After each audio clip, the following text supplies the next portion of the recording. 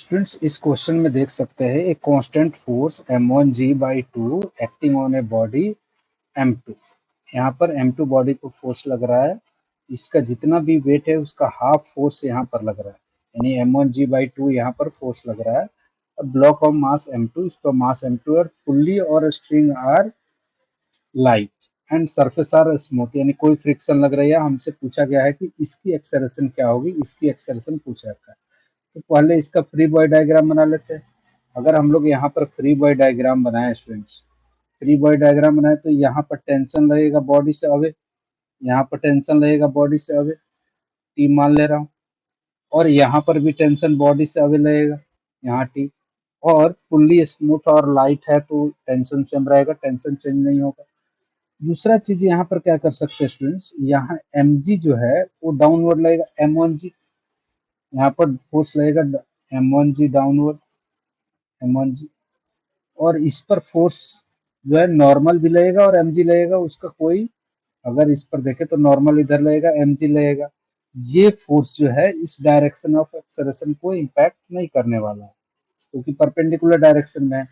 तो हमने मान लिया कि इसका एक्सेलरेशन कितना है, इसका एक्सेलरेशन हम लोग मान लिया कि ए है, इधर की तरफ मान लिया कि एक्सेलरेशन ए है। ठीक है सर, तो इसकी भी एक्सेलरेशन ऊपर की तरफ ए आएगी क्या सर? बिल्कुल कांस्टेंट रिलेशन से, क्योंकि अगर ये ए एक्स डिस्टेंस ऊपर जाएगा तो ये भी एक्स डिस्टेंस जाएगा, तो इसकी वेलोसिटी अगर v होगी तो इसकी भी, इसकी स्पीड अगर v होगी तो इसकी भी स्पीड v होगी। ठीक है सर, एक्सेलरेशन भी सेम हो जाएगा। तो अब net force is equal to mass into acceleration लगाते हैं, तो इस पर लगने वाला नेट फोर्स कितना है, F minus T is equal to mass of this body, mass of body कितना दे रखा है m2 इंटू ए, इसको इक्वेशन 1 मार।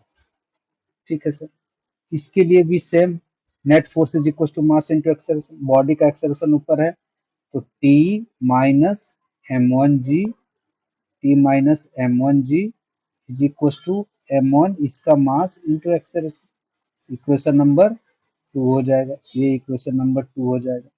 अगर हम लोग इसको ऐड करें, इसको ऐड करें तो ये क्या हो जाएगा, टी से टी कैंसिल हो जाएगा, F F minus m1g is equal to m2 plus m1 into acceleration.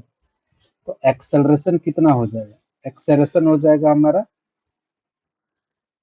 Acceleration हो जाएगा एफ, एफ का वैल्यू कितना दे रखा है, एक्सेलरेशन निकाले तो एफ, एफ का वैल्यू दे रखा है m1g माइनस m1g, ये तो बाई 2 दे रखा था, डिवाइडेड बाई टोटल मास क्या हो जाएगा m2 प्लस m1, यही हो जाएगा। ये आ जाएगा माइनस m1g बाई